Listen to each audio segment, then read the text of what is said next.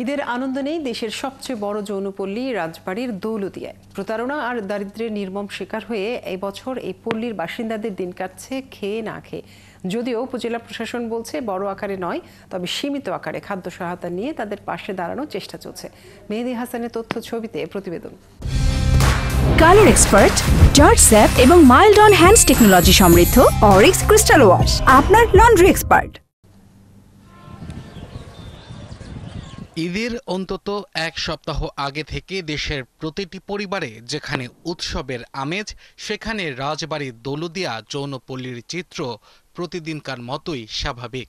কোনো অর্থেই তারা ঈদের আনন্দ করার অবস্থায় নেই। বাসিন্দারা বলছেন এই পেশায় আসার পর থেকে তাদের জীবন থেকে সব আনন্দ উধাও হয়ে গেছে।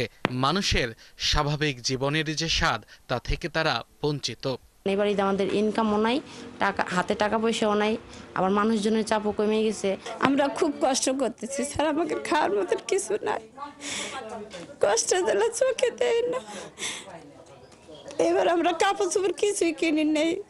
অন্য সময়ের ঈদকে কেন্দ্র করে নানা উপহার কিংবা প্রণোদনা আসলেও এবার কিছুই জোটেনি।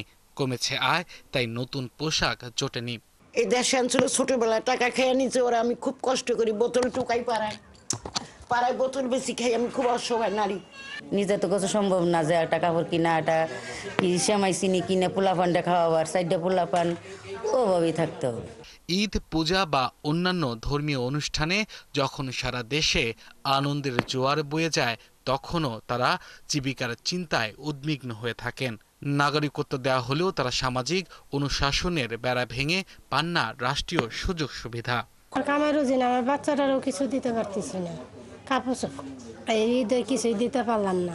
এই ঈদে যে একটা মেয়ে একটা কাপড় চোপড় নেবে বা এরা যে ঈদের ভিতরে একটু রান্না করবে, ভালো মন্দ একটু রান্না করবে, একটু সেমাই রান্না করবে, সেই পরিস্থিতি নাই।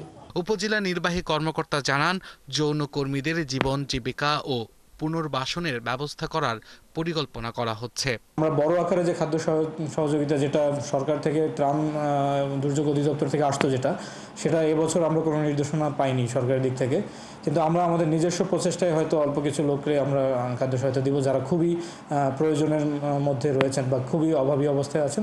দেশের সবচেয়ে বড় যৌনপল্লী রাজবাড়ির দৌলতদিয়া, এখানে বসবাস প্রায় ৫,০০০ মানুষের।